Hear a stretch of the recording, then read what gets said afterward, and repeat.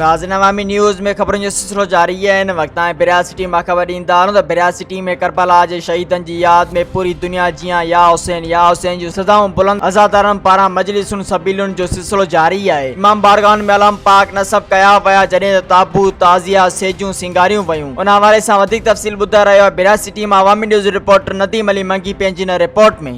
मोहम्मद जे लाए आहे मोहम्मद जे लाए आहे हसने न जहड़ो मुझो पीर गाजी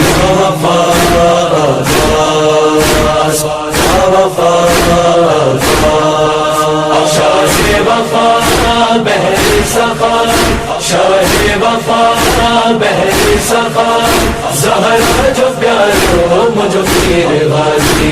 बिरियात सिटी में करबला के शहीदन की याद में पूरी दुनिया जियां या हुसैन जो सदाऊं बुलंद अज़ादारन पारा मजलिसन ऐं सबीलन जो सिलसिलो जारी है। जॾहिं त ताज़िया ताबूत ऐं सेजू सिंगारण जो सिलसिलो पिण आख़िरी मरहले में दाख़िल थी वियो आहे। योम आशूर के दिहाड़े ते 10 खां वधीक ताज़िया ऐं ताबूत मरकज़ी इमाम बारगाह ता काफ़िले में शामिल थींदा। जॾहिं त बिरियात सिटी के मातमी जुलूस के रस्तन ते पहिरीं मुहर्रम खां ई सबीलन जा स्टॉल पिण लगाया विया आहिनि। मौला क़ासिम अलैहिस्सलाम जी जेका हिते ताज़ी मुबारक है वो तकरीबन इन जो जेको सामान वग़ैरह है वो असां कराची या कॾहिं कॾहिं सखर वञिणो पए थो।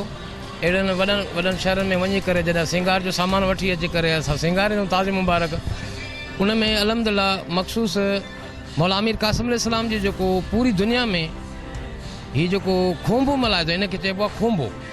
उन ज़माने खां क़दीमी माना सॼो वञे तो खोंबो सॾिबो आहे।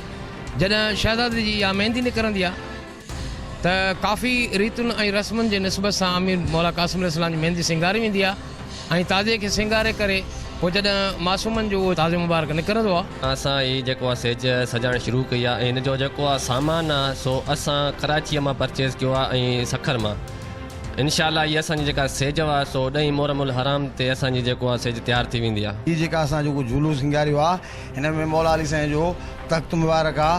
हिकिड़ो त उहो मौला अली साईं जो तख़्त मुबारक आहे, ॿियो हुन खां पोइ वरी ताज जा मालिकनि जो, हुन खां पोइ वरी ॿेड़ो आहे, हुन खां पोइ वरी जेको आहे सो जेके ज़ियारतूं आहिनि ॿारनि इमामनि जूं खेमा आहिनि, खेमनि खां अलावा कदम मुबारक आहिनि। मौला हुसैन अलैहिस्सलाम भला जो मंज़र ऐं खुमे गदीर जो नबी पाक सल्लल्लाहु अलैहि वसल्लम जेको ऐलान कया हो उन जो कुछ मंज़र आहे हिन ते माना खुमे गदीर जो ऐं ॿियो मौला गाज़ी अब्बास जो परचम लॻाईंदा आहियूं, मश्क बि लॻाईंदा आहियूं साइण सकीना जी ऐं मौला सज्जाद अलैहिस्सलाम जा क़ैद जी निशानी कड़ियूं जेके आहिनि उहे असां कड़ियूं बि लॻाईंदा आहियूं हिन में ऐं हिन में ॿियो सिंगार लॻाईंदा आहियूं। हिकिड़ो ग़रीब तबिको आहे जेको माना करबला मौला नथो वञी सघे त उनखे ही असां झूला जेके सिंगारींदा आहियूं हो हिन झूलनि खे ॾिसी ऐं ज़ियारतुनि खे ॾिसी हुनखे करबला जो मंज़र यादि ईंदो आहे ऐं करबला जो मंज़र ॾिसंदा आहिनि। मोमिनन पारां अक़ीदत सां तैयार कयल इहे ताज़िया ऐं ताबूत करबला जी मंज़र कशी पेश कंदा आहिनि ऐं 1400 साल अॻु हज़रत इमाम हुसैन ऐं संदसि जान निसार सां करबला में थियल वाक़े जी यादि खे ताज़ा कनि था।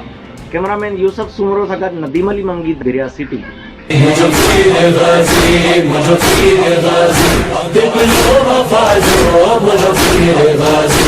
मज़ीद खबरों और तफसीलात के लिए विजिट करें हमारी वेबसाइट www.awamiNewsHD.com।